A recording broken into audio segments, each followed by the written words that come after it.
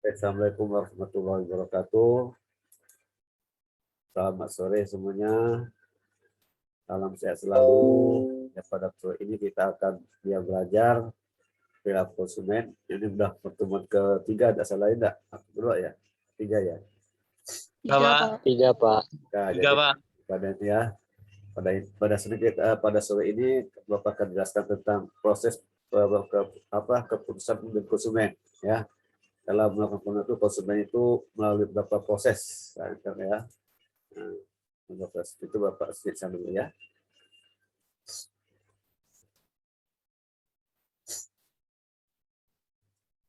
Nampak deh, kira? Nampak kan?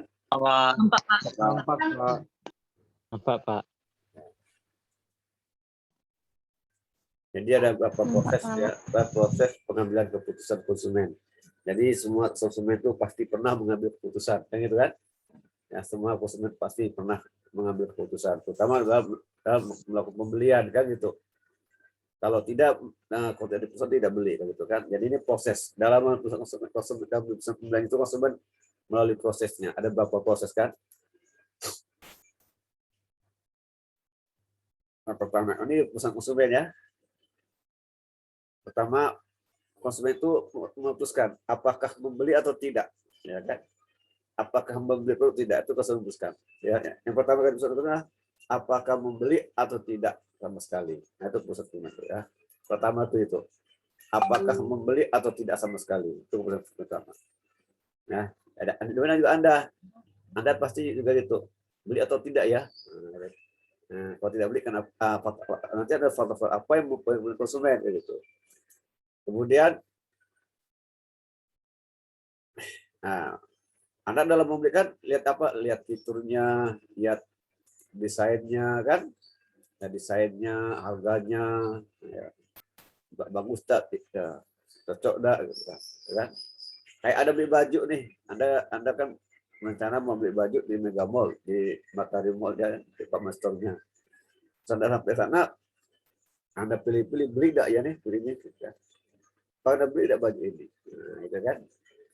Anda beli baju tidak. Kemudian anak kan dalam baju ada lihat apa lagi, warnanya, desainnya, gitu kan? Desainnya Anda pilih, harganya, ya gitu. Ini kan namanya keputusan konsumen. Jadi konsumen itu memutuskan yang pertama apakah beli atau tidak. Yang kedua, ciri apa fiturnya apa?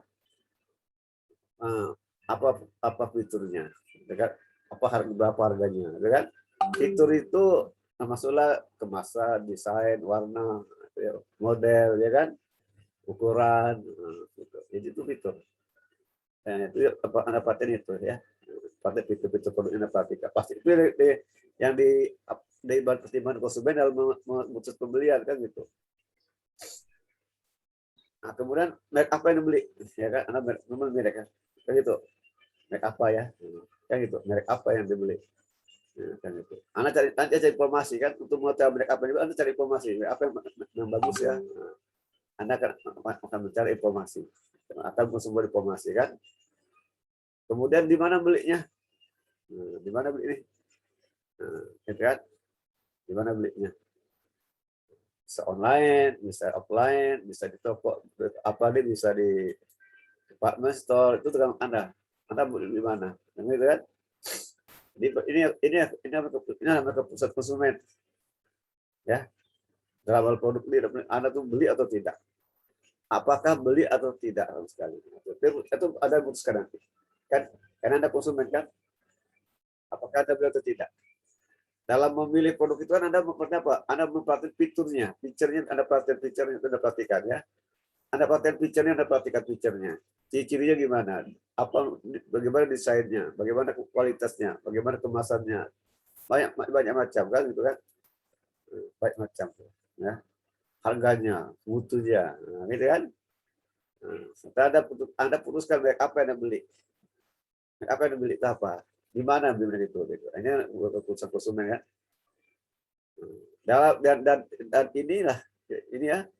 Nah, Anda perlu usaha ya untuk memutuskan semua ini ya. Untuk memutuskan semua ini Anda perlu usaha ya. Anda perlu usaha semuanya ya. untuk melihat liternya, harganya, mencari merek apa dibeli, di mana itu Anda perlu usaha, tenaga, ya kan, waktu kan. Nah, inilah ke dalam Anda sebagai konsumen itu perlu waktu, tenaga untuk mencari ini, untuk mencari apa yang Anda beli, gitu kan. Nah, ini tak itu apa yang beli itu. Nah, ini dah. Maka itu dalam melakukan pembelian itu konsumen melalui beberapa proses. Namanya proses keputusan pembelian konsumen. Nah, ini pertama tuh langkah pertama apa langkah pertama? Problem recognition. Ini proses pertama ya. Problem recognition. Apa itu problem recognition? Pengenalan masalah. Kenapa Anda beli produk? Karena ada masalah. Ya kan? Nah, karena ada masalah. Nah, nanti Anda apa yang dapat apa yang dapat memecah masalah Anda? Produk. Nah, kan gitu. Misalnya gini, Anda lapar. Lapar itu masalah kan? Oh, saya lapar nih. Anda ingin apa kalau lapar tuh? Makan kan? Makan apa? Nah, kan gitu. Nah, kan itu makan apa? Itu ya itu produk kan. Jadi produk itu akan mengatasi masalah Anda lapar. Supaya kenyang Anda makan. Makan apa? Anda cari informasi. Makannya enak di mana ya? Nah, karena makan di luar nih. Makannya di mana ya? Gitu kan? Makannya di mana? Anda udah buat nih. Anda buat alternatif. Rumah makan A, rumah makan B, rumah makan C, rumah makan D, dan sebagainya. Ini itu alternatif populasi. Itu populasi alternatif. Dan dari 5 toko itu, 5 restoran itu, mana yang paling enak buat Anda? Nah, selesai pilihan Anda. Kan gitu kan? Nah, cari nih. Oh, Anda pilih, Anda tanya orang, tanya teman Anda, tanya keluarga, tanya yang ada di dekat Anda. Kira-kira kalau makan yang enak di mana gitu. Nah, ya kan? Itu namanya alternative evaluation. Ya kan? Ya, setelah itu Anda oh, di toko A enak, makanannya bagus, lainnya bagus, harganya terjangkau, maka pergilah ke toko A. Toko A lihat dan oke, pesan kan, bayar, berarti Anda beli, Anda untuk beli, oke kan? Oke, saya beli sini, saya makan sini. Itu berarti Anda beli. Anda beli itu kan apa?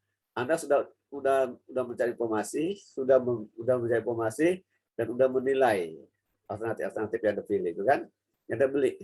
Anda makan situ, Anda menilai posnya gimana? Enak enggak tuh? Senang enggak? Puas enggak Anda? Nah, bagaimana pengalaman Anda tuh setelah makan yang Anda pilih itu? Kira-kira nyaman enggak? Enak enggak kira? Kalau enak berarti bagus. Puas Anda kan? Kalau udah enak Anda enggak puas, Anda akan kembali lagi. Inilah proses pembelian, ya. Nah, ini namanya di post purchase experience evaluation. Inilah namanya proses pembelian. Prosesnya nih. Pertama, problem recognition. Yang kedua, pencari informasi. Yang ketiga, evaluasi alternatif. Asal membeli, bagaimana evaluasi Anda? Apakah ada puas atau tidak?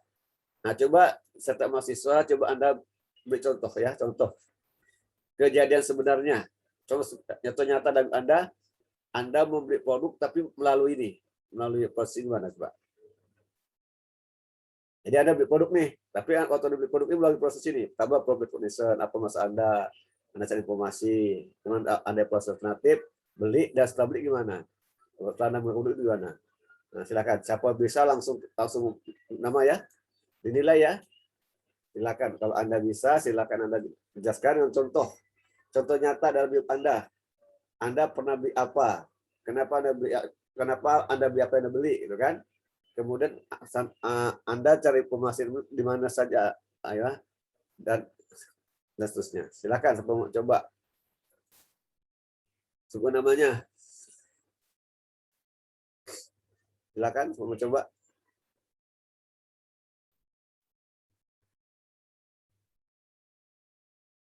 Mana mau coba? Silakan, dengar suara Bapak. Pak. Pak. Siapa mau coba? Silakan. Silakan, enggak apa-apa. Silakan. Contohnya apa? Anda beli apa? Pertama dari masalah dulu kan, masalahnya apa? Jadi proses itu berasal dari pengenalan masalah. Problem identification atau problem recognition. Itu awalnya dulu. Silakan. Saya Pak. Silakan. Maya, silakan Maya. Ya. Saya Hendriana Mefrenanda. Oh ya. NIM 19104168866. Contoh yang mau saya ambil dari kehidupan nyata saya itu contohnya nih Pak dari produk skincare. Oke. Misalkan kita nih Skincare ya. mau mencari, ya terlebih kulit saya ini agak yang lebih sensitif, lebih mudah berjerawat atau gimana. Nah, dari masalah ini, dari masalah wajah saya, jadi saya harus mencari informasi atau testimoni dari yang lain. Ya, oke. Apakah produk yang akan saya beli itu baik, cocok untuk kulit saya atau tidak. Nah, seperti itu, Pak. Terus Terima kasih. belum langsung beli, terus Anda evaluasi kan?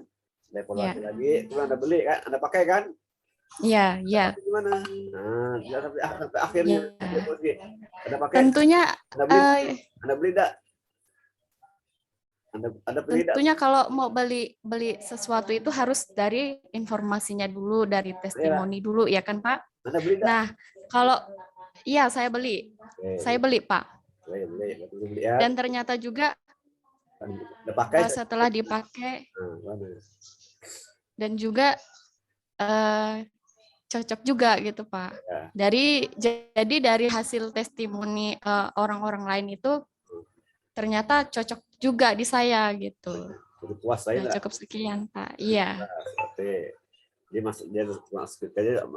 Jadi masalah nanya nih apa adanya masalah kulit, apa nih kulit sensitif di muka kan? Nah, ya kan? Iya, benar. Kira-kira apa yang produk apa yang bisa memecahkan masalah kami enggak dalam skincare itu kan? Tanya kawan-kawan, tanya testimoni, ya atau baca-baca majalah, banyak informasi kan? Nah, cari googling, ya kan? Nah, tapi katanya dari testimoni kawannya, yang cocok ini produknya, gitu kan? Nah, skincare ini kan? Nah, jadi evaluasi kan banyak merek kan, jadi banyak kan banyak merek ini A B C kan, dan misalnya merek ini kan tanya minta pendapat kawan-kawannya ya kan, testimoni kan gitu kan, sehingga merek A dibilang merek A beli, coba ternyata cocok berarti puas. Ini namanya proses persembilan. Semuanya konsumen itu dalam membeli itu melalui proses ini, tidak mungkin langsung beli gitu, tidak mungkin ya kan, pasti melalui proses ini. Nah itu. Oke, siapa lagi yang mau coba? Silakan, silakan. Nama Anda siapa? Silakan. Jangan takut. Semua dinilai nanti ini. Silakan. Silakan. Halo? Ada yang suara Bapak? Dengar, Pak. Silakan. Pak. Coba, saya mau coba. Berani, silakan.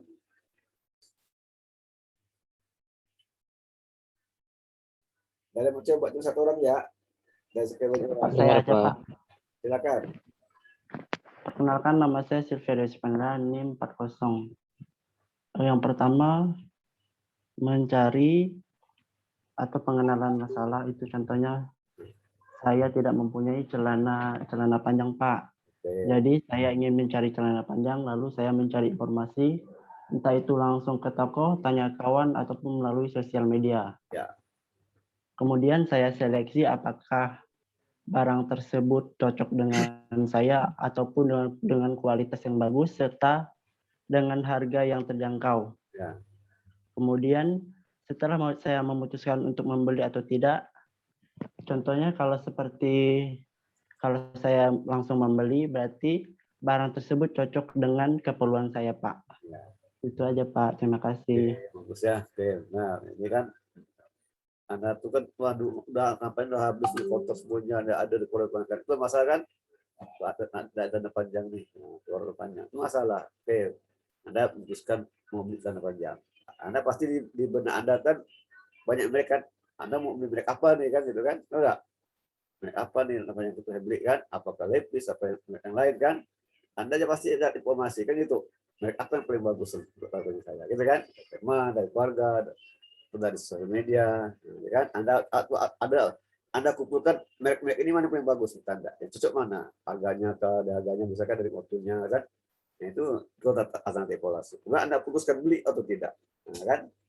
Nah, yang B bagus nih, mereka bagus nih. Anda putus beli atau tidak? Oh saya beli. Nah, kenapa beli? Karena harganya cocok, mutunya udah bagus, ya kan, dan sebagainya. Kalau udah pakai enak enggak pakai gitu.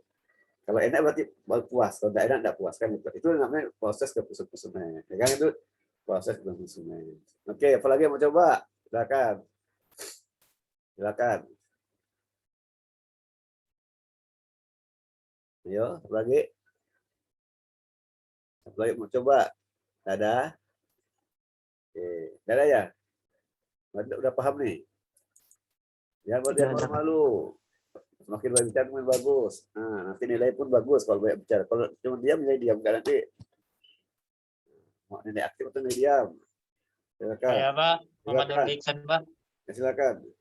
Saya misalnya membeli sepatu All-Star dari Shopee gitu Pak, Awalnya gimana timbul Anda beli sepatu kenapa gitu? Apa karena masalahnya? waktu nggak ada sepatu untuk jalan gitu Pak, jadi nyari sepatu di Shopee itu Pak, Oke, terus cari dan informasi nggak? cari yang kualitasnya bagus gitu Pak. Nah, gitu. Cari informasi ya. Ya Pak. Nah, kemudian Saya mendapat informasi dari keluarga gitu. apa gaya dan Ya Pak, terima kasih Pak. Oke. Apa lagi? Udah? Ada lagi? Ada ya?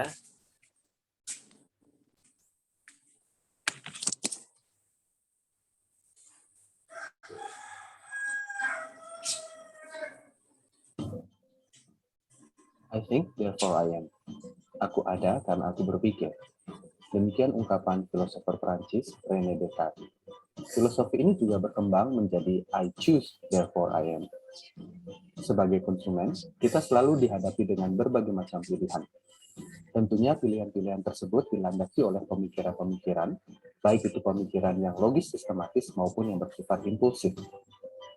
Dalam modal pengambilan keputusan konsumen, dikatakan bahwa ada faktor internal dan eksternal yang memengaruhi perilaku konsumen, terutama dalam pengambilan keputusan.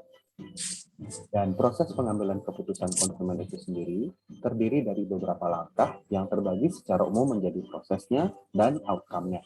Dalam video ini kita akan membahas consumer decision making process atau proses pengambilan keputusan konsumen serta outcome yang akan terjadi post purchase atau pasca pembelian. Namun sebelumnya, ada baiknya kita mengenal 3 jenis pengambilan keputusan konsumen yang tentunya lebih cenderung terkait dengan purchasing decision atau keputusan untuk membeli. Jenis keputusan yang pertama disebut sebagai routine behavior atau pembelian yang rutin. Ini adalah hal yang paling sering kita lakukan sehari-hari. Sesuatu bisa dikatakan rutin jika dilakukan secara berulang atau seringkali. Keputusan dalam pembelian rutin biasanya melibatkan barang atau jasa yang sering kita pakai, gunakan, atau manfaatkan sehari-hari, bernilai ekonomis rendah, serta memiliki tingkat risiko yang rendah pula. Seringkali keputusan rutin ini kita lakukan dalam ranah ilmu neuroscience dikatakan bahwa otak kita menggunakan sistem 1 atau fast thinking, di mana otak evolusi untuk berpikir cepat dan mengambil jalan pintas berdasarkan pengalaman sebelumnya. Tidak jarang kita dihadapkan dengan keputusan-keputusan yang mengharuskan kita berpikir cepat. Kita dulu ketika kita menghadapi tugas, tapi kalau kita sekarang mungkin pada saat kita menghadapi flash sale atau hal-hal yang mengharuskan kita untuk mengambil keputusan sekarang juga, entah membeli atau tidak.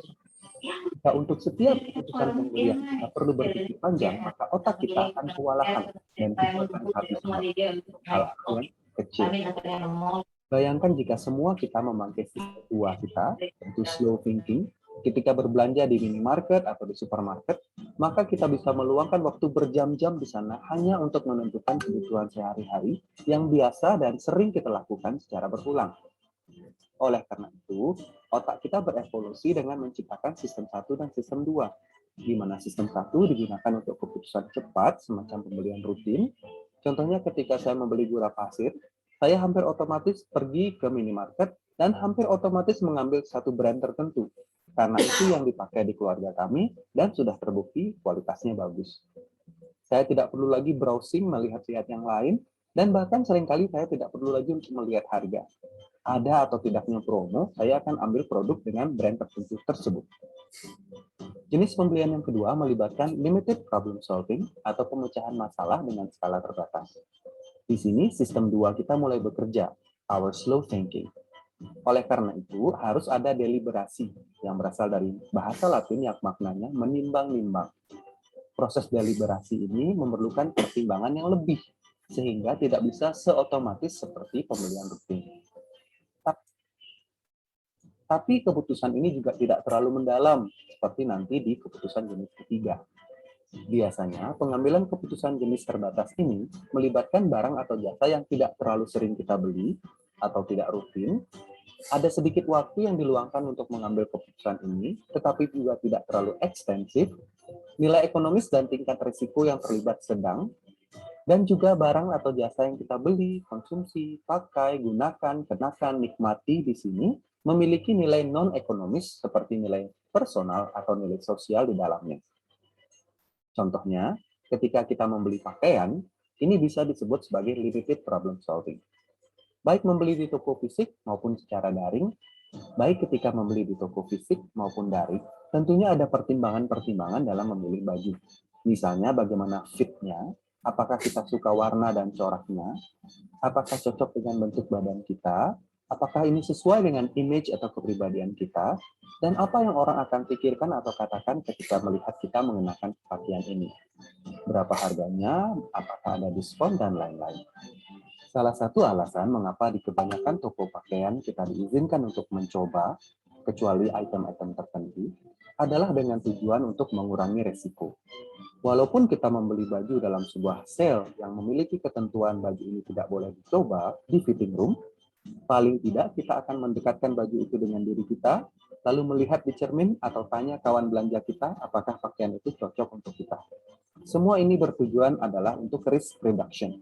Karena pada dasarnya, salah satu sifat umum yang dimiliki kita manusia adalah kita takut resiko atau risk averse. Kita lebih takut rugi daripada senang untung. Jenis keputusan yang ketiga disebut dengan extensive problem solving atau pemecahan masalah yang ekstensif. Ekstensif berasal dari kata extend yang artinya perpanjangan.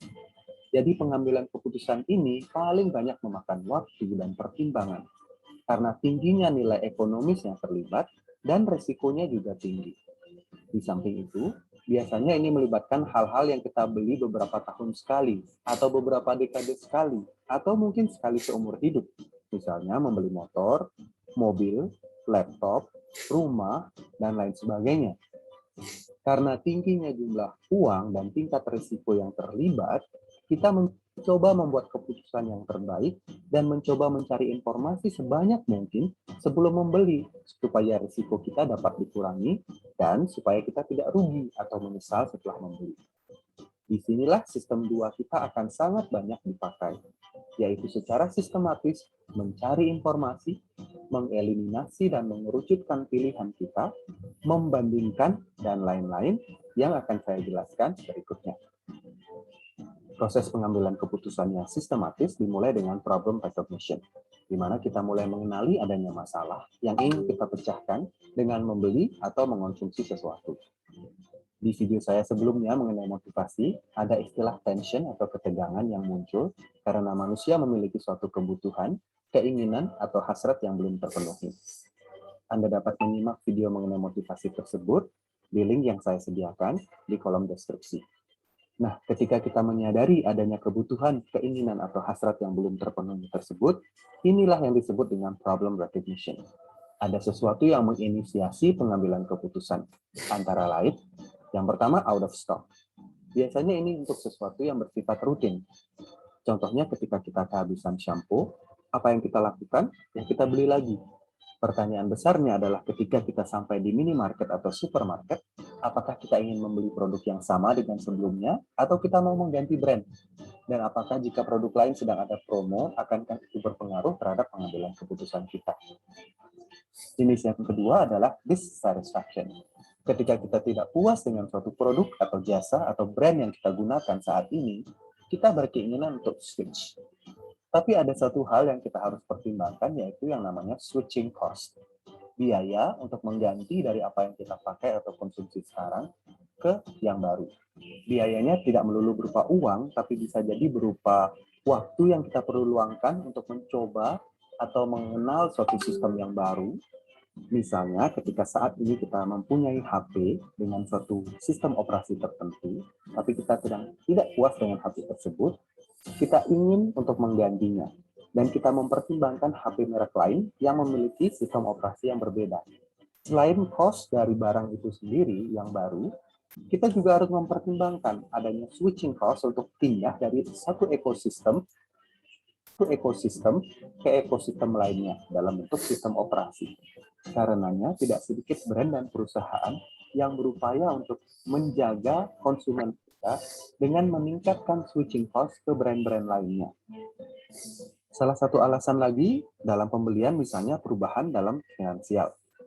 Hal ini melibatkan peningkatan atau penurunan dalam pendapatan atau nilai aset atau net worth seseorang. Misalnya ketika Anda sedang dalam tanda kutip ketiban rezeki, pasti salah satu hal yang Anda lakukan adalah berbelanja, membelanjakan rezeki tersebut. Ini juga merupakan pemantik atau trigger dari problem recognition. Beberapa studi menyatakan jika ada suatu hal yang menyenangkan, jangan lakukan semuanya sekaligus, melainkan dibagi-bagi dalam jangka waktu yang lama, sehingga rasa senang akan sesuatu yang baru yang kita dapatkan bisa lebih lama dirasakan dan bisa lebih spread out. Ketika kita membeli barang secara berkala, kita bisa menikmati dulu euforia memiliki barang yang baru, dan ketika euforia atau kesenangan itu mulai luntur, barulah membeli barang yang baru. Namun tidak dapat dipungkiri, memang sulit melawan naluri manusia. We want it all and we want it now. Alasan lain dalam pembelian adalah functionality. Ini terjadi ketika apa yang kita punya, pakai, atau konsumsi sekarang memiliki kegunaan, fitur, atau fungsi yang terbatas jika dibandingkan dengan pilihan lain yang ada. Di sini keinginan kita adalah untuk upgrade. Jelas sekali taktik ini dipakai oleh banyak perusahaan, contohnya produsen gawai atau gadget, untuk menjual produk baru secara berkala. Setiap tahun, bahkan beberapa kali dalam setahun, ada saja produk baru yang keluar dengan fitur yang sedikit berbeda, sedikit lebih baik dari iterasi atau keluaran sebelumnya. Sehingga sebagai konsumen kita ingin dong membeli yang baru. Dalam dunia bisnis, perusahaan dan brand ingin menciptakan creative demand atau bahkan creative needs. Misalnya, sebelum orang mulai memasang kamera parkir di mobil, kita bisa kok parkir mundur tanpa menabrak, walaupun lebih susah. Namun dengan adanya kamera mundur tersebut, sekarang ada new demand atau creative demand untuk kategori produk yang baru. Alasan berikutnya mungkin terkait dengan tren, fashion, dan fad. Ketiga hal ini terkait satu sama lain, yang berbeda adalah rentang waktunya. Yang hidupnya paling singkat disebut dengan fad. Ini adalah sesuatu yang cepat meroket, tapi cepat juga hilangnya. Misalnya ketika beberapa tahun lalu terkenal mainan fidget spinner. Biasanya popularitasnya bertahan kurang dari 1 tahun. Fashion bertahan sedikit lebih lama daripada fad, misalnya ketika orang mulai mengenakan jogger pants, sampai di zamannya juga orang mulai mengenakan celana dengan bahan denim atau jeans, tapi bentuknya jogger. Namun seiring perjalanan waktu, fashion ini berubah lagi. Tren berlangsung lebih lama. Misalnya kecenderungan orang untuk mengenakan pakaian activewear yang tidak hanya dipakai untuk berolahraga, tapi juga untuk kegiatan lainnya sehari-hari. Misalnya, yoga pants tidak hanya dipakai untuk kegiatan yoga atau berolahraga, tapi juga pergi ke supermarket, kuliah, bahkan beribadah. Dengan adanya fad, fashion, atau tren, konsumen terdorong untuk memiliki atau mengonsumsi barang yang sedang trendy tersebut. Alasan lain dalam problem recognition adalah perubahan lifestyle. Perubahan gaya hidup bisa menyebabkan kita menyadari akan kebutuhan yang sebelumnya tidak kita sadari. Misalnya ketika seseorang baru didiagnosis dengan diabetes mellitus, yang dulunya mereka tidak merasa perlu untuk membeli gula diet, sekarang mereka menyadari akan kebutuhan tersebut. Selama masa work from home akibat COVID-19, pandemi ini juga mengharuskan kita untuk mengubah lifestyle kita dengan gerakan 3M. Memakai masker, mencuci tangan atau menggunakan hand sanitizer, dan menjaga jarak. Kita harus mengubah kebiasaan-kebiasaan lama kita terkait dengan mitigasi risiko pandemi COVID-19. Jika Anda ingin mendalami lebih lanjut lagi tentang faktor-faktor internal pengambilan keputusan konsumen seperti lifestyle, Anda dapat melihatnya dalam video saya yang lain yang saya juga akan linkkan di deskripsi di bawah ini. Sementara itu, dalam proses pengambilan keputusan konsumen, Langkah-langkah ini kita akan lanjutkan dalam video berikutnya. Video ini merupakan video seri pertama dari 2 seri video mengenai pengambilan keputusan konsumen. Anda dapat mengakses video lanjutannya di kolom deskripsi maupun di link informasi yang tersedia. Jangan lupa subscribe dan nyalakan loncengnya untuk konten-konten berikutnya.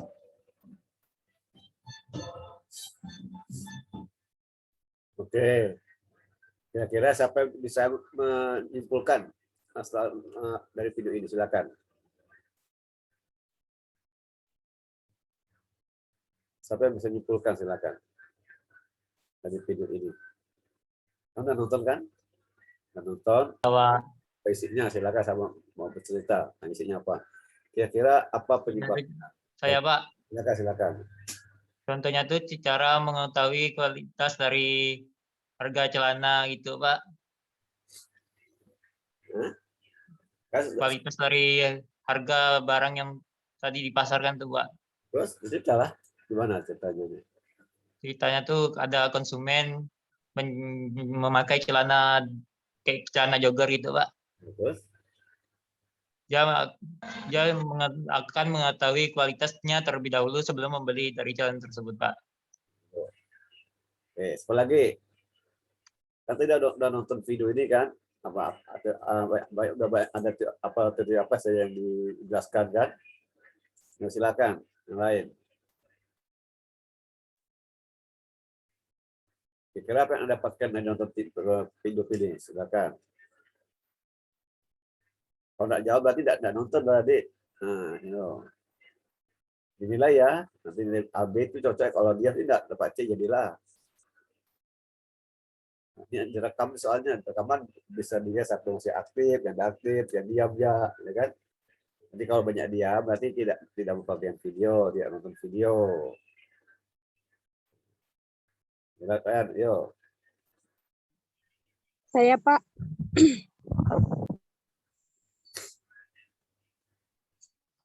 Silakan. Mariana. yang dapat saya simpulkan yaitu proses pengambilan keputusan oleh konsumen Ya. memiliki beberapa tipe, yaitu tipe konsumen dalam pengambilan keputusan. Yang pertama, tipenya routine behaviors atau kebiasaan rutin. Yang kedua, limited problem solving. Yang ketiga, extensive problem solving. Dan ada juga alasan konsumen melakukan pembelian. Yang pertama, out of stock. Yang kedua, dissatisfaction. Yang ketiga, change in financials. Yang keempat, functionality. Yang kelima, trend, fashion, dan fad. Yang keenam, lifestyle atau perubahan gaya hidup. Terima kasih, Pak. Oke, yang lain sebagai silakan. Yo, sebagai.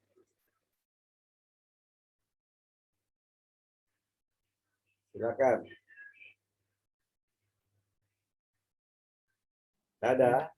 Saya Pak. Kan.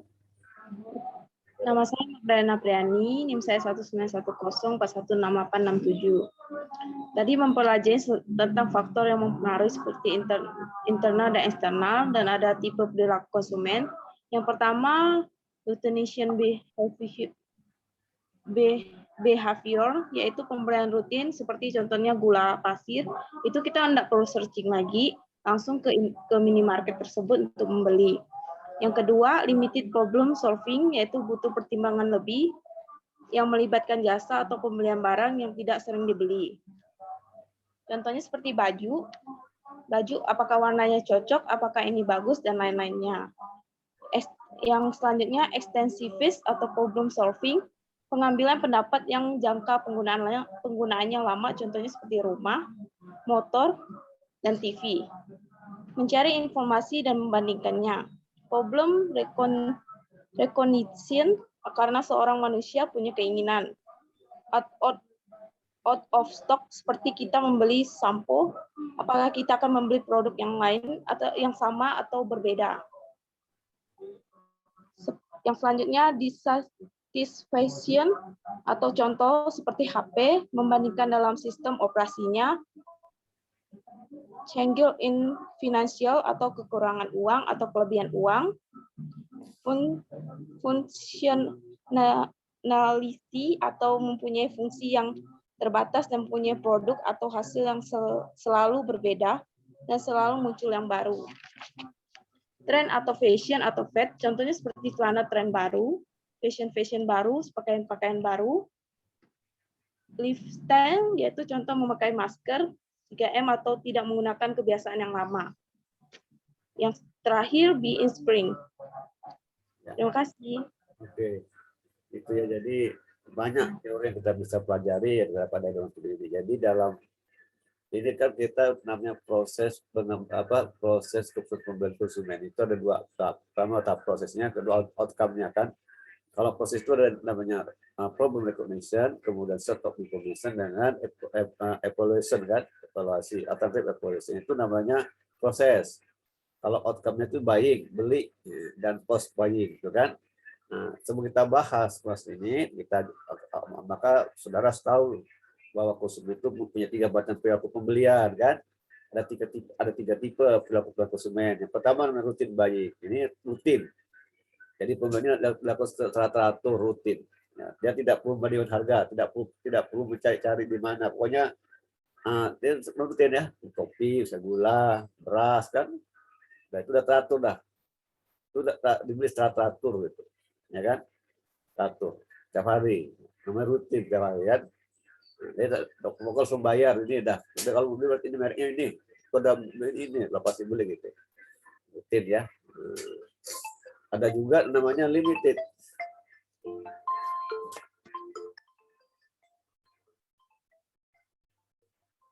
Limited ya. Limited itu terbatas. Nah, nanti tidak tiap hari belinya nih kan. Tiap hari.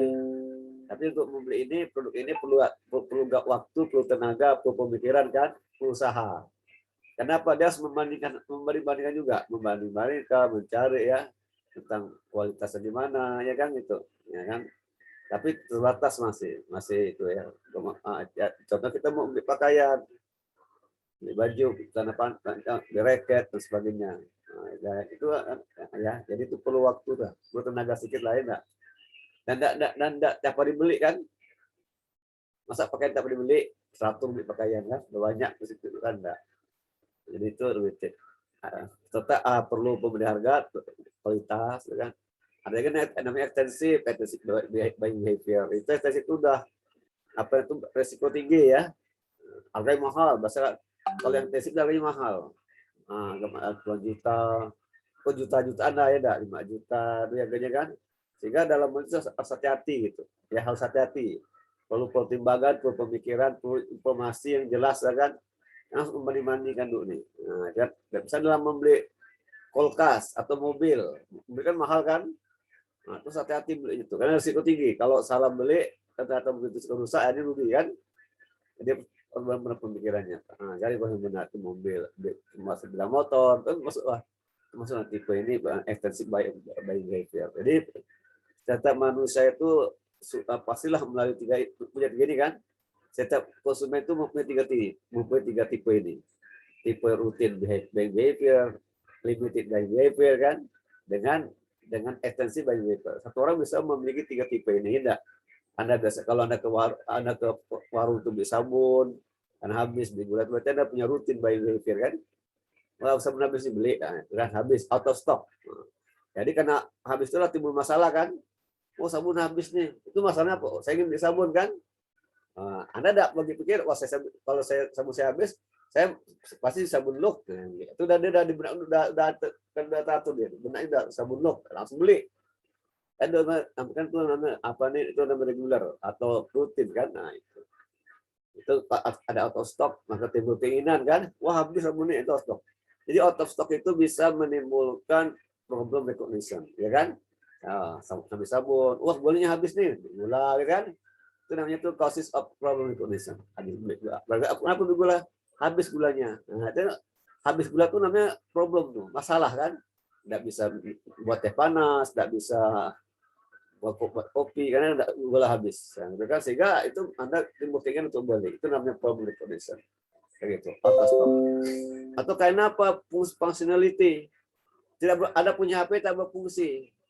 Tidak suara tidak bisa apa?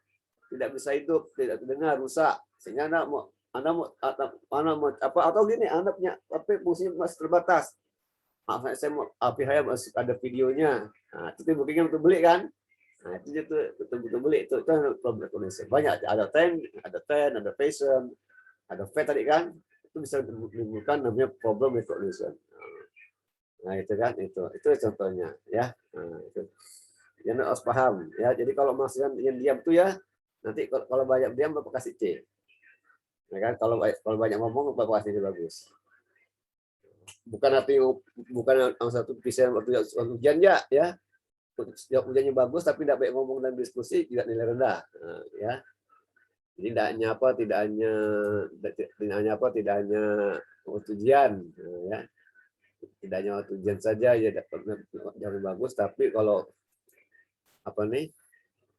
kalau diam tidak dapat itu bagus. Jadi keputusan itu apa? Keputusan itu merupakan suatu pemilihan tindakan. Itu keputusan. Apa itu keputusan? Keputusan itu satu pemilihan tindakan dan dua atau lebih pilihan alternatif. Jadi Anda tuh kapan terjadi keputusan? Apabila ada dua pilihan kan? Betul enggak? Atau lebih kan? Kalau cuma satu pilihan ada keputusan, betul enggak? Ya, Benar, Pak. itu terjadi apabila terdapat dua pilihan atau lebih. Itu keputusan. Kalau cuma satu keputusan itu bukan keputusan kan? Mau tidak mau. Itu namanya Hobson choice namanya. Hobson choice. Artinya keputusan yang tidak tanpa pilihan itu. Namanya Hobson choice namanya. Itu namanya Hobson choice. Artinya keputusan tanpa pilihan itu. Satu-satunya gitu. Ya kan? Mau tidak mau dipilih karena cuma satu. Itu namanya Hobson choice. Nah, Pak, ada yang mau join, Pak? oh ya, jangan siapa nih join siapa join nih? Oh nih join. Yang keluar masuk, ini keluar masuk. Katanya jaringan ya, Pak. Oh iya, nggak apa-apa. Nanti kalau udah jangan bisa pakai, kan ada YouTube-nya ada juga YouTube-nya. Ya. Terima kasih, Pak. Jadi kalau Anda cuma satu pilihan, berarti tidak ada pilihan itu Hobson choice. Jadi Hobson choice itu keputusan tanpa pilihan. Mau tidak mau itu diambil. Itu namanya Hobson choice, ya kan? Nah, itu betul namanya. Jadi keputusan itu satu pilihan tindakan dari dua atau lebih pilihan alternatif.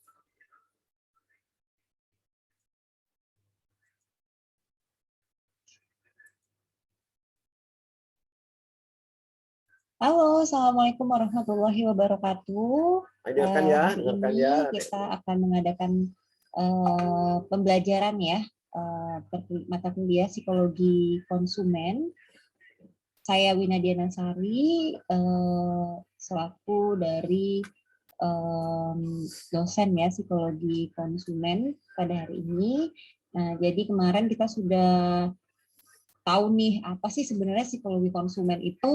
Nah, kita masuk ke kemarin sudah saya jelaskan sedikit mengenai apa sih sebenarnya segmentasi pasar, pengertian-pengertiannya, faktor-faktor pengaruhnya dan lain sebagainya. Nah, sekarang kita akan masuk kepada proses pengambilan keputusan dari konsumen.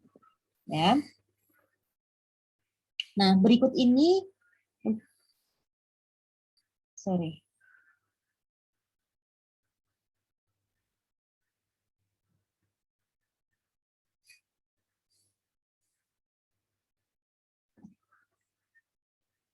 Oke, nah mungkin semuanya bisa lihat ya di sini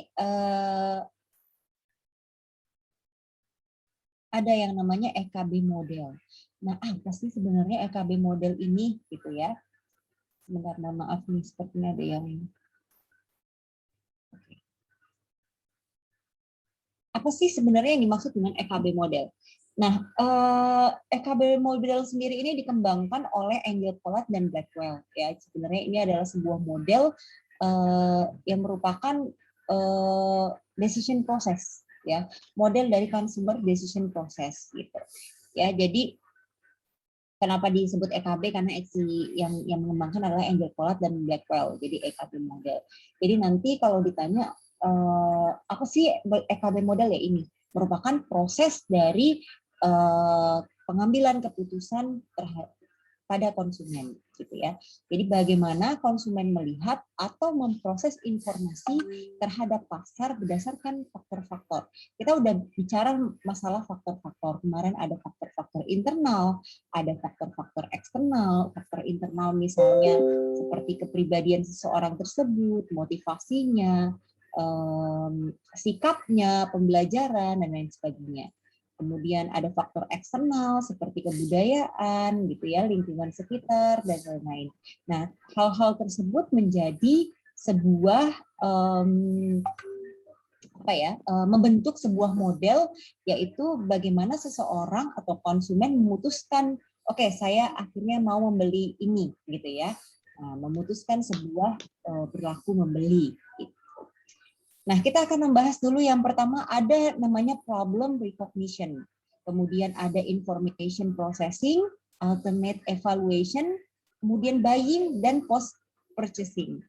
Nah, jadi problem recognition ini adalah permasalahannya. Ya, permasalahan apa yang ada?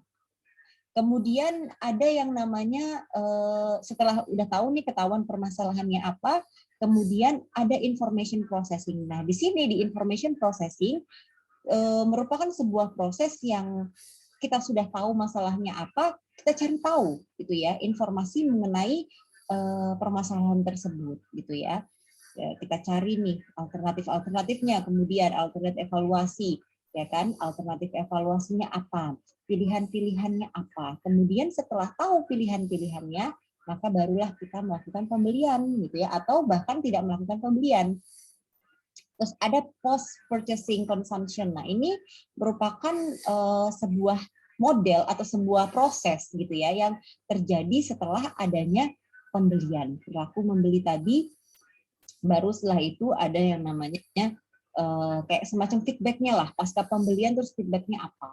Kita contohkan satu, misalnya saya kalau malam tuh suka kedinginan gitu ya, nggak tahu kenapa saya suka kedinginan, padahal saya sudah punya selimut. Oke, itu satu, itu adalah problem recognition, itu masalahnya.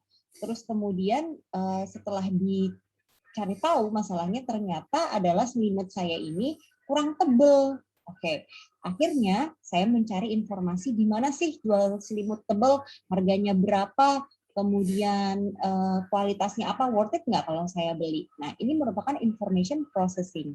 Ya, jadi setelah mencari informasi mengenai si selimut tadi, akhirnya muncullah beberapa pilihan. Ya kan, misalnya ada wah ternyata pakai bed cover enak nih dibandingkan pakai selimut yang tipis-tipis gitu ya. Bed cover merek A, merek B, merek C, merek D misalnya gitu. Nah, alternatif-alternatif tersebut tentunya bergandengan sama harga gitu ya. Jadi nanti wah alternatifnya itu bed cover A kayaknya bagus nih tapi harganya mahal banget. Bed cover B itu bagus juga tapi harganya nggak terlalu mahal se bed cover A gitu. Nah, jadi itu adalah alternatif. Setelah dievaluasi kemudian maka konsumen tersebut memilih atau memutuskan dia mau memilih yang mana atau bahkan tidak melakukan pembelian sama sekali.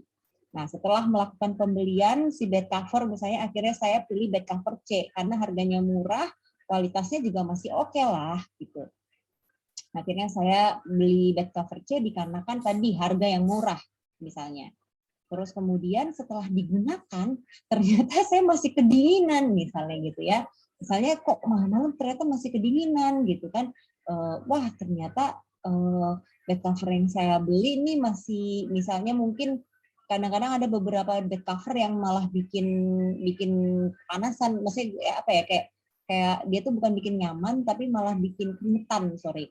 Nah, jadi ada beberapa bed cover yang seperti itu misalnya gitu, atau bahkan wah bed covernya ini kurang panjang gitu ya, jadi kaki saya nggak ketutup nih kalau misalnya saya gunakan ini gitu ya, atau misalnya wah warnanya tadinya sih pertama kali dicuci oke, terus kedua ketiga jadi kayak luntur gitu ya, atau warnanya jadi kusam. Nah, itu adalah post purchasing consumption. Pasca pembelian feedbacknya apa? Apakah setelah pasca pembelian ini si konsumen ini akan melakukan repurchase, balik lagi ke problem recognition tadi, ya kan? Oh, kayaknya misalnya contohnya post purchasing consumption-nya bagus feedback ya. bagus banget ya, udah harganya murah, oke lagi gitu. Akhirnya beberapa saat kemudian ada yang ngeluh juga nih, oh kayaknya aku butuh ini deh, butuh selimut deh. Udah beli yang bed cover C aja bagus, aku udah beli gitu kan. Oh iya nanti aku bareng ikut deh, aku mau beli juga gitu kan. Kayaknya aku butuh 2 deh, soalnya yang satu kalau dicuci aku bisa pakai satu lagi. Nah, seperti itu. Ya, jadi langsung balik lagi ke problem recognition ya kan, karena dia butuh 2 tadi, gitu ya.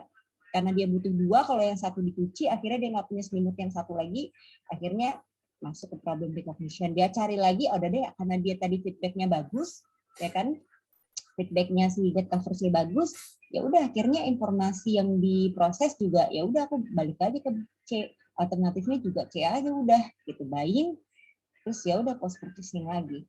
Gitu ya, jadi ini adalah sebuah proses, sebuah model proses gitu ya dari si consumer decision. Oke. Nah, kita masuk ke problem recognition ya. Nah, di sini ada beberapa option. Yang pertama ada high involvement product. Nih. Oke. Kemudian ada low involvement product. Ya. Jadi high involvement product ini maksudnya ini psychological money, psychological time atau investment. Contohnya adalah buying car or house. Nih, misalnya gini.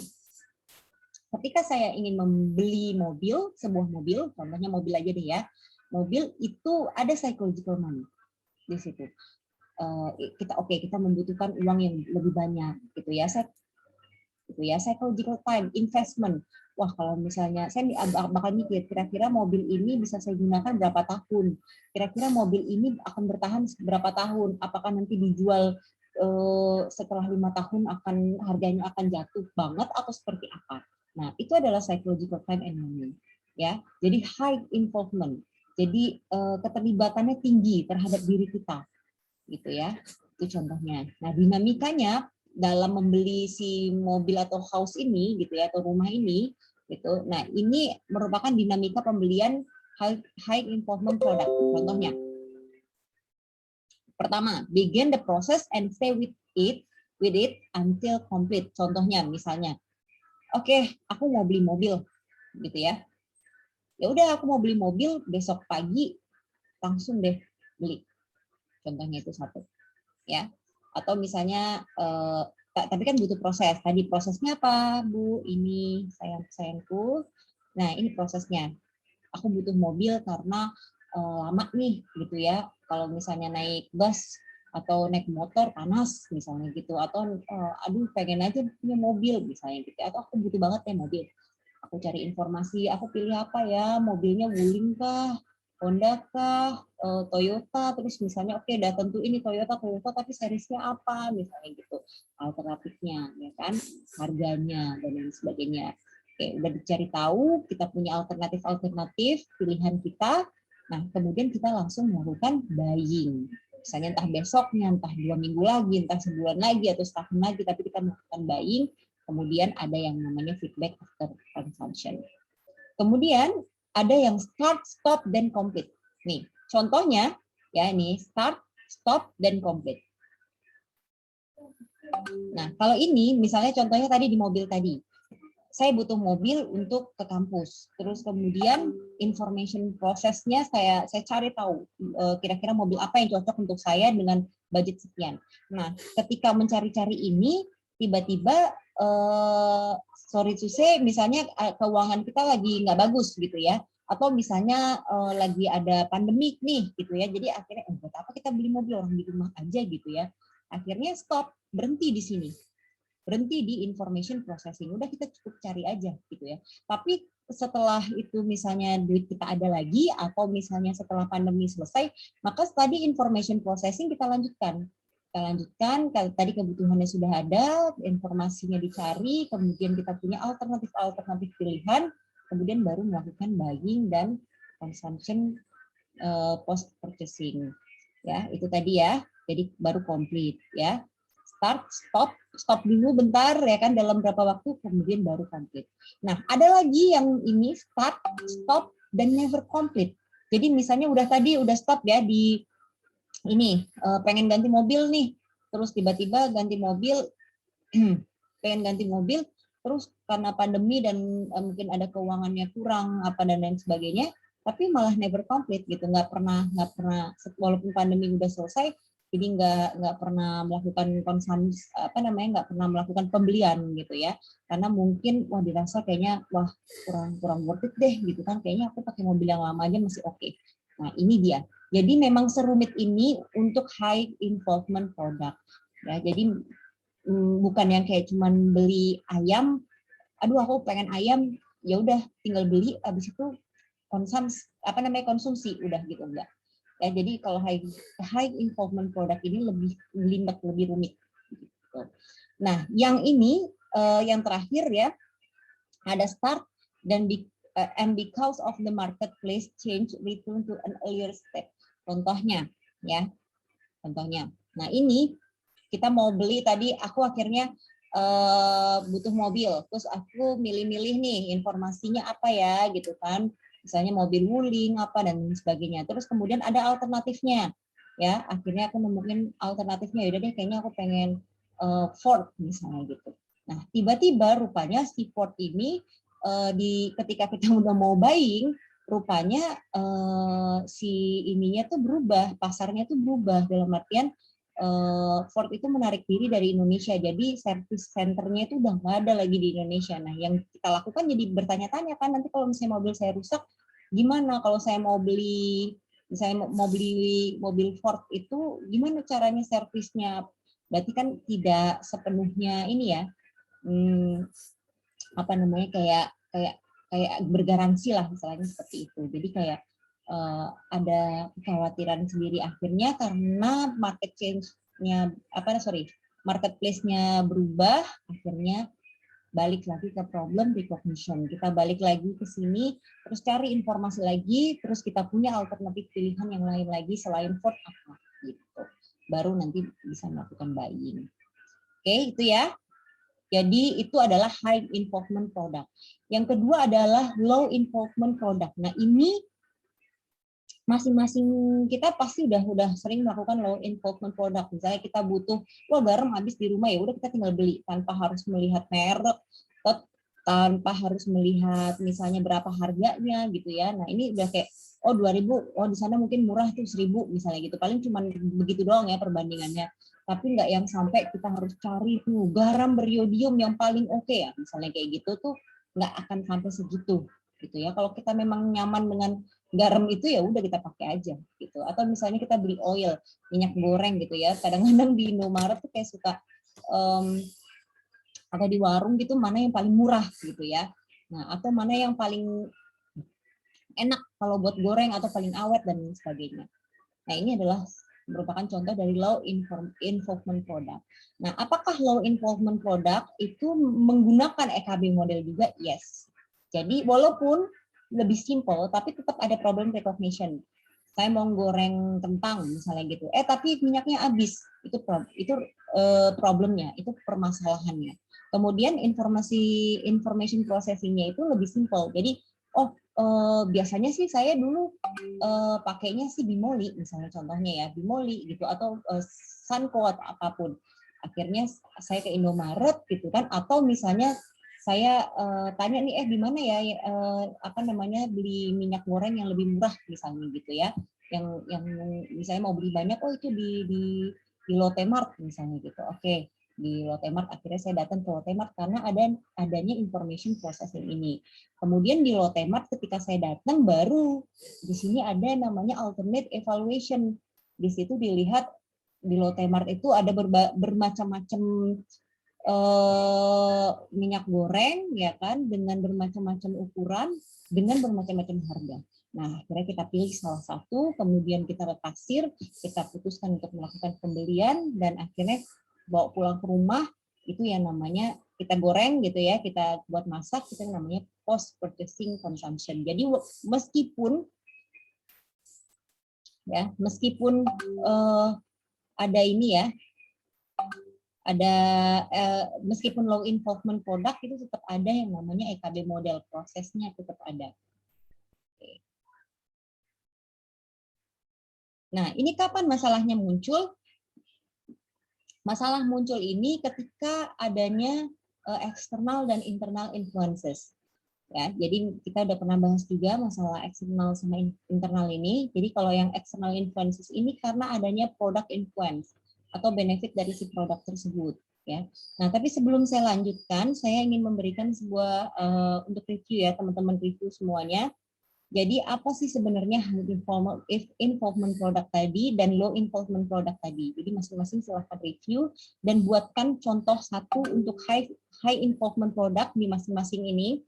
Ya, yang bikin proses stay with it until complete apa, yang ini apa, yang ini apa, yang ini apa, dan kemudian yang kedua ini low involvement product, ya, ini apa. Nah, buatkan contohnya, kaitkan dengan EKB modelnya, ya.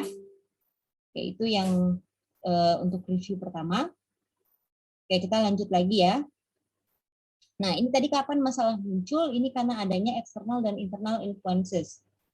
Oke, yang pertama external influences itu lebih kepada product influence, misalnya benefitnya gitu. Ini juga udah dibahas ya minggu lalu. Kemudian ada situational influence. Nah, ini produk akuisisi membuat konsumer itu lebih kepada sadar gitu ya bahwa dia punya kebutuhan yang baru gitu ya. Misalnya ada iklan di TV misalnya gitu ya, iklan di TV bahwa wah TV ini lebih bisa banget nih untuk smart TV, bisa untuk nonton ini, nonton itu dan lain sebagainya. Nah, akhirnya ternyata pas dia lihat TV-nya, oh iya ya, kayaknya nih TV saya udah nggak bagus nih, padahal sebenarnya ya bisa aja, masih bisa digunakan, cuman karena adanya dorongan dari eksternal untuk membeli sebuah TV yang mungkin lebih smart, gitu kan, akhirnya dia menyadari bahwa saya punya kebutuhan yang baru. Kemudian change circumstance lead us to perceive, gitu ya. Nah, ini seperti HP, laptop juga seperti itu. Nah, dulu mungkin kita nggak butuh-butuh banget HP, tapi seiring berjalannya waktu, kita jadi butuh HP karena semua orang menggunakan HP, dan HP pun kalau bisa yang ada WhatsApp-nya, gitu ya. Nah, kalau HP yang nggak bisa WhatsApp juga akan tertinggal, dalam artian kebutuhan kita untuk menggunakan WhatsApp itu tinggi. Jadi kalau misalnya tidak ada WhatsApp-nya, otomatis itu menjadi sebuah problem baru buat kita, gitu ya. Jadi tergantung itunya. Jadi tergantung situational influence-nya. Kalau tadi produk benefit-nya itu, produk influence-nya itu tergantung benefit. Kalau ini tergantung situasinya. Oke. Nah, yang ketiga consumer influence. Nah, ini based on existing goods and services. Nah, misalnya apakah dia mendapatkan produk itu, misalnya saya beli martabak, wah rasanya enak. Nah, itu ya berdasarkan barangnya gitu ya, barangnya mau enak nih, rasanya enak, porsinya gede dan kemasannya oke dan sebagainya. Atau dari servicesnya itu misalnya kayak wah pelayannya ramah tuh. Ya. Nah, akhirnya dua ini ya, eksternal dan internal ini, nah ini menuju kepada actual versus desired state. Nah, contohnya tadi pembelian mobil berdasarkan jarak tempuh, ya kan? Nah, masalah baru muncul nih, ya kan? Sebenarnya aktualisasinya dengan keinginan kita sebenarnya itu apa? Tuh, contohnya ya tadi ya, pembelian mobil berdasarkan jarak tempuh. Kita misalnya mau tinggal di Rumbai, terus kemudian kita kuliah di Panam atau di UIR lah ya, di UIR, terus kemudian itu jauh. Tadinya kita naik motor, tapi karena kita ini karena kita pengen beli, maksudnya karena kita butuh gitu ya, akhirnya kita beli mobil yang baru misalnya gitu. Atau contohnya gini deh, misalnya itu kan memang kenyataannya seperti itu gitu ya, kenyataannya itu yang benernya. Nah, tapi kenyataan yang lain lagi seperti ini, misalnya kita tuh ngekos gitu ya, tapi karena kita kayak butuh kayak butuh bawa barang banyak dan lain sebagainya gitu ya, tapi sebenarnya jarak tempuhnya itu pendek gitu ya, misalnya kita tinggal di Markoyan juga, terus kemudian kita kuliah di UIR. Nah, ini menjadi actual versus desired state. gitu ya.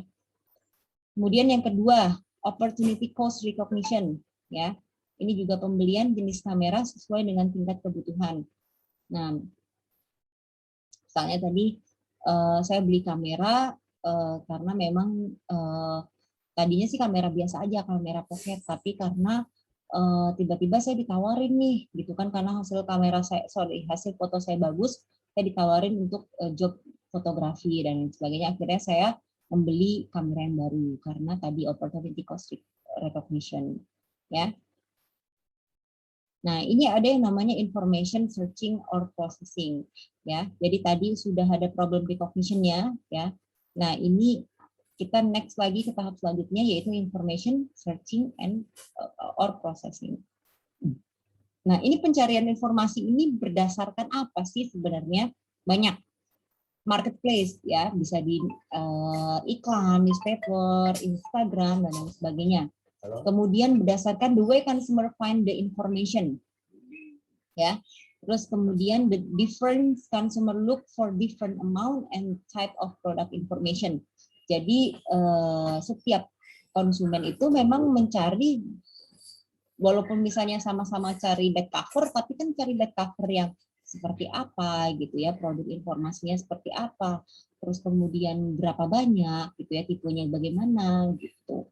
The different consumer look for different product. Ini perspektifnya beda-beda, makanan sehat dan cepat saji. Sama-sama lapar, aduh aku lapar nih gitu. Tapi yang dicarinya di GoFood, otomatis misalnya GoFood ya, contohnya, atau GrabFood atau apapun itu, yang dicari itu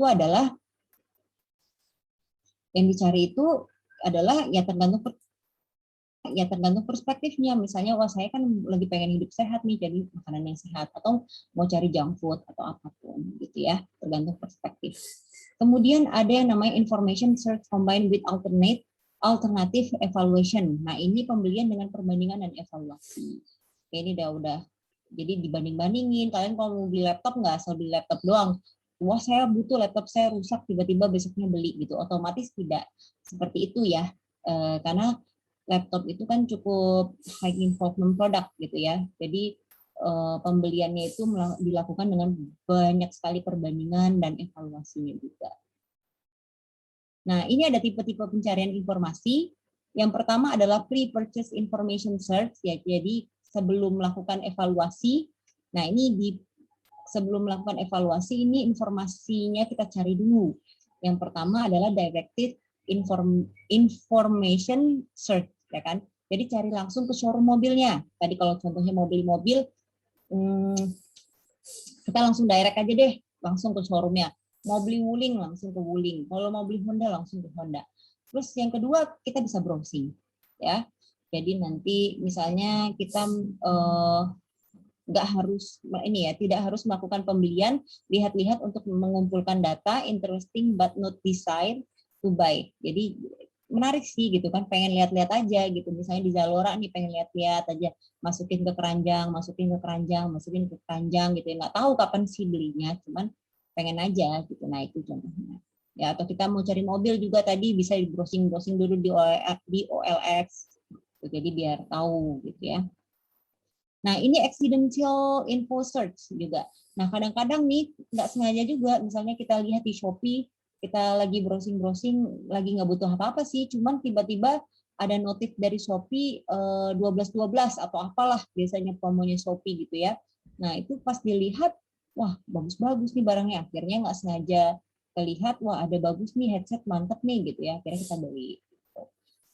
Itu yang pertama. Ya, untuk tipe-tipe pencarian. Yang kedua, post purchase information search. Nah, ini berdasarkan review berapa orang yang memakai produk tersebut. Apakah memuaskan enggak gitu ya. Jadi kalau misalnya di Shopee kita lihat nih, atau di Tokopedia atau di Bukalapak gitu ya. Zalora tuh nggak ada. Tokopedia sama Shopee biasanya banyak review-reviewnya. Kita search berdasarkan review. Kita mau Traveloka, biasanya kita mau nginep di mana, kita lihat reviewnya dulu ya. Kemudian ada ongoing search, melakukan pencarian informasi berdasarkan barang atau jasa yang sedang tren. Nah, kadang-kadang kita lihat nih yang terlaris apa ya, bulan ini yang terlaris apa, terus kemudian yang paling bagus apa misalnya gitu. Sebenarnya nggak butuh-butuh banget, tapi kita pengen aja ngikutin tren. Tuh ya. Nah, ini informasi, ini faktor-faktor internal dan eksternalnya ya. Jadi kenapa mereka mencari, kemana mereka mencari, apa yang mereka cari ya, informasi apa yang sudah mereka punya, seberapa ingin mereka mencari, apakah mereka itu merupakan potential buyer apa tidak. Gitu ya. Jadi ini merupakan faktor-faktor internal dan eksternalnya. Oke, pencarian internal dan eksternal. Nah, ini pencarian internal ini tadi ya dihasilkan dari pertanyaan tadi ya. Nih. Ya, ini kenapa, kemana, apa ya. Nah, ini kemudian menghasilkan faktor-faktor internal dan eksternal. Kemudian kita cari tahu dulu nih pencarian internal itu apa. Yaitu didasarkan pada pengalaman dan pengetahuan di masa lalu yang kemudian mempengaruhi perilaku pembelian sekarang dengan berdasarkan informasi dari memori. Nah, ini contohnya yang tadi kayak si siapa beli bed cover tadi. Bagus nih, oke. Akhirnya kita cari lagi, kayaknya dulu tuh pernah deh aku beli bed cover di sini, akhirnya kita searching lagi bed cover yang sini. Eksternal, kurangnya pengetahuan atau informasi yang didapat sehingga konsumen harus melakukan pencarian lebih terhadap barang. Nggak pernah sih nyari bed cover, makanya akhirnya karena nggak pernah beli bed cover dikasih kado mulu misalnya gitu ya, atau ya memang nggak pernah aja nyari gitu. Akhirnya karena baru nih, akhirnya kita mencarikan pencarian eksternal, melakukan pencarian eksternal. Jor-joran kita ngelakuin pencarian gitu, kemana nih, tanya temen, tanya sini, tanya situ. Nah, ini ada yang namanya expert buyer, ya, pemakaian berulang. Kayak tadi si bed cover tadi contohnya kita lakukan berulang. Ada yang novice, bacanya apa? Novice, atau apa ini? Ya, tidak pernah membeli produk sehingga memiliki pengetahuan yang kurang. Oke, ini external information search, ya, situational influence, ya, situational influences. Jadi ability to search, contohnya anak kecil. Ya, jadi misalnya gini, ini yang external information search ini merupakan gini loh, apa namanya tuh, kemampuan untuk melakukan searching gitu ya. Nah, jadi kalau misalnya anak kecil ya nggak bisa searching informasi yang lebih lanjut lagi gitu ya. Motivation to search, motivasinya juga diukur gitu ya. Jadi seberapa besar sih motivasi orang tersebut untuk melakukan searching tadi gitu. Cost of search juga, misalnya kalau yang gratis-gratis sih kita bisa gitu ya. Tapi kalau harus yang searching berbayar kan males juga ya. Gitu. Tahu pos ini maksudnya seberapa ini deh, misalnya kita kayak wah effort banget nih kita kalau mau nyari informasi harus ke perpustakaan gitu, aduh males banget siang-siang ke perpustakaan misalnya seperti itu. Benefit of search, benefitnya apa nih ketika kita mencari tahu sebuah produk itu, informasinya benefitnya apa?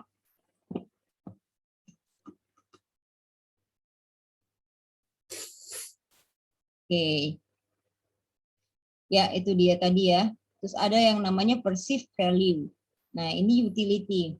Seberapa butuh sih orang itu terhadap informasi yang pengen dia ini gitu ya. Nah, itu harus tahu juga nih. Ini istilah-istilahnya saja nih. Easy of acquiring and using information. Seberapa mudah seseorang mendapatkan informasi tersebut ya. Cost, benefit versus price, ya, financial time, decision delay, physical, psychological, information overload, ya. Jadi ini merupakan cost itu tadi ya, cost tadi yang ini. Nah, cost of search ya. Jadi ini lebih kayak ke financialnya gitu, terus waktu yang dibutuhkan, decision delay-nya, cycle-nya, psychological-nya, information overload-nya, kira-kira worth it nggak kalau kita misalnya ke showroom-nya gitu ya. Udah capek-capek ke sana tapi nggak dapet apa-apa nanti, yang seperti itu. Oke. Yang pertama tadi ada yang namanya situational influences. Nah, yang kedua itu product influences. Nah, product influences ini misalnya specialty goods and services ya kan. Nah, ini dari produknya sendiri. Kalau situasinya itu situational itu ya dari situasi yang luarnya itu. ya. Jadi lebih pada motivasi, cost-nya, benefit-nya, ability to search-nya gitu kan, kemampuan untuk melakukan pencariannya dan sebagainya. Itu situasinya. Sedangkan product influence-nya ini contohnya misalnya si barangnya sendiri itu bagus gitu ya. Servisnya juga bagus gitu. Terus misalnya harganya bagus gitu ya. Harga dari produknya itu bagus. Terus kemudian misalnya tuh ini merupakan produk-produk yang memang banyak dicari oleh orang-orang gitu ya. Terus experience produknya juga, evaluasi dari feedback dari orang-orang juga bagus. Nah ini merupakan produknya, produk influences-nya. Contohnya misalnya si ini deh, si siapa tadi ya, si kita mau beli mobil gitu ya, kita mau beli mobil, nah itu kita lihat dulu produknya sendiri ini bagus apa enggak gitu ya. Kita berdasarkan dua tadi, situasinya dulu kita cari tahu, kemudian produknya sendiri itu seperti apa ya. Nah untuk yang kedua, kalian coba cari tahu, deskripsikan ya. Jadi nanti kalian silahkan bikin, ini yang kedua, silahkan bikin sebuah contoh ya yang memang mendeskripsikan contoh satu aja, kayak misalnya kayak kalian itu problem recognition-nya apa ya, tapi detail. Oke, tapi detail. Contoh dari sini. Sorry ya, ini agak ngos-ngosan soalnya agak kurang bagus ininya. Nah ini ya. Jadi mulai dari problem recognition. Nah ini ya. Tadi kan saya udah minta contohkan satu ini ya, yang ini. Nah, contohkan satu lagi. Jadi ini yang kedua. Contohkan kalian ini sebenarnya problem recognition-nya apa dulu nih. Baru masukkan ke sini. Ya. Terus masukkan juga ke information searching-nya. Ya, berdasarkan marketplace-nya, kalian cari di mana dan lain sebagainya ini. Poin-poinnya. Terus kalian cari ini berdasarkan ininya, tipe-tipe pencariannya. Ya, terus berdasarkan faktor-faktornya ya. Internal, eksternal ini, pencarian internal itu seperti apa, pencarian eksternal itu bagaimana gitu ya. Nah ini pencarian eksternal itu seperti apa. Oke, kalian bikin terus nanti juga sampai ke evaluasi buying dan post consumption. Ya itu yang nomor 2. Jadi kalian silahkan bikin, dikumpulkan minggu depan. Jadi sampai minggu depan saya kasih waktu sampai minggu depan dikumpulkan ya. Oke, ini consumer influences. Nah, ini kualitas internal information, reliabilitas, kuantitas, ya kegunaan, useful, trust. Nah, ini ya consumer influences. Jadi yang ketiga ini adalah dari konsumennya sendiri, dari kualitas internal informasinya yang ada di otak kita tuh sebenarnya kegunaannya nih butuh banget nggak ya mobil gitu. Ada beberapa orang yang mungkin butuh, tapi kalau buat kita kan ada yang lama, ngapain beli yang baru misalnya gitu. Kemudian kebutuhan untuk mendapatkan informasi. Ini juga dari konsumernya. Kemudian kepercayaan diri dalam melakukan keputusan. Misalnya nggak pede aja mau beli barang mahal gitu, takut nanti suatu saat kita butuh nih duit misalnya gitu. Nah, ini ada yang namanya locus of control theory ya. Jadi nanti kalian masukkan locus of control theory ini ada eksternal dan internalnya. Nah, locus of control ini sebenarnya apa sih? Nah, kalian coba cari tahu ya. Cari tahu sendiri ini locus of control theory ini seperti apa. Jadi ada faktor dari eksternalnya ini depend on other people. Kalau internalnya depend on themselves. Dalam artian itu seberapa besar sih kita memutuskan sesuatu itu secara eksternal dan internal. Nanti kalian cari tahu sendiri locus of control ini apa. Oke. Nah, yang keempat ada purchase decision influences. Jadi berdasarkan pengaruh dari purchase decision-nya. Gitu ya. Karakteristiknya misalnya extent to which the number of possible solution is limited. Info karakteristik barang yang akan dibeli, misalnya need for trial, difficulty of trial, ya. Misalnya kayak beli mobil, oh bisa coba dulu nih, gitu ya. Tuh. Saya coba dulu akhirnya, wah rupanya ininya enak nih, suspensinya mantep nih, gini-gini dan lain sebagainya. Kemudian ini kita akan membahas quality of internal information. Jadi kualitas dari informasi internal, ya. Dan need for external search. Nah, ini look for experiences from memory or knowledge. Jadi kita lihat lagi dari pengalaman-pengalaman kita yang dulu-dulu berdasarkan dari ingatan kita, gitu ya, dari pengetahuan kita. Yang pertama nih faktor puas dengan pengalaman masa lalu, maka statusnya high atau tinggi. Need for external search-nya itu non to low. Jadi non to zero ya, 0 sampai ya kecil gitu ya. Jadi need for external search. Ya, tadi external search itu kita carinya tuh mati-matian gitu ya. Cari tanya situ gitu. Tuh. Oke, misalnya kayak tadi kita mau beli bed cover, udah pernah sih dulu beli bed cover gitu kan, kita puas dengan masa lalu, maka statusnya high, ya kan, bintangnya 5. Terus kemudian external search-nya ya kita nggak perlu external search banget, internal aja udah cukup gitu. Waktu sejak keputusan terakhir, ya, faktornya waktu sejak keputusan terakhir ini, misalnya statusnya panjang gitu ya, misalnya udah lama nih, maka external search-nya high. Ya kita dulu pernah beli bed cover sih, tapi dulu banget gitu ya. Nah, ini maka karena lama, jadi external search-nya tinggi. Perubahan di alternatif. Nah, ini jadi statusnya semakin banyak perubahan, semakin banyak alternatif. Maka ketika semakin banyak alternatif, balik lagi ke zero. Biasanya gitu. Jadi external search-nya semakin tinggi. Semakin banyak yang harus kita cari. Gitu ya. Nah, kemudian faktor ada permasalahan baru. Ya. Nah, ini juga butuh external search ya. Permasalahan-permasalahan baru datanglah, misalnya kayak tadi ya, Ford akhirnya rupanya hengkang dari Indonesia, akhirnya kita butuh external search untuk yang lain. Kualitas informasi juga ya, ini kalau misalnya kita punya kualitas informasi yang bagus, maka kita nggak perlu banyak-banyak external search gitu. Terus kuantitas informasi juga seperti itu ya, kalau misalnya memuaskan ya udah, kita nggak perlu searching lagi. Oke, ya paling itu ya. Nah, jadi itu tadi mengenai information search. Jadi kita sudah masuk ke problem recognition, information search. Nah, teman-teman sekalian, silahkan buat alternatif evaluasinya juga, buying-nya juga. Jadi ada 2 tadi ya pertanyaan saya untuk reviewnya. Ini silahkan kalian bikin. Ini bikinnya perorangan, jadi saya nilainya perorangan, tugasnya individu. Nanti dikumpulkan minggu depan, paling lama, bukan dikumpulkan minggu depan, paling lama minggu depan. Ya, yang tadi yang pertama, terus yang kedua, ini kalian bikin satu permasalahan. Kalian bikin satu problem recognition kalian. Terus kalian lampirkan di sini. Terus kemudian information processing-nya dimasukkan ke teori-teori tadi. Nah, ini adalah 2 hal yang paling krusial. Kalau udah di sini tuh udah aman. Ya, nah di sini juga lebih krusial lagi sebenarnya. Nah, 2 ini yang paling aman sebenarnya ya. Jadi kita udah punya alternatif, ya sudah tinggal pilih gitu ya. Nah, ini kalian jangan bilang oh alternatifnya ini. Nah, nanti coba kalian cari teorinya. Ya, cari teori alternate evaluation-nya apa. Terus kemudian bagaimana seseorang akhirnya bisa memutuskan melakukan pembelian. Ya, di sini bagaimana cara orang memutuskan melakukan pembelian. Oke, misalnya tadi contohnya bed cover tadi. Nah, gimana akhirnya kok dia bisa memutuskan A untuk membeli? Itu apa teorinya? Kemudian teori untuk post purchasing consumption-nya. Oke, paling itu saja untuk hari ini ya.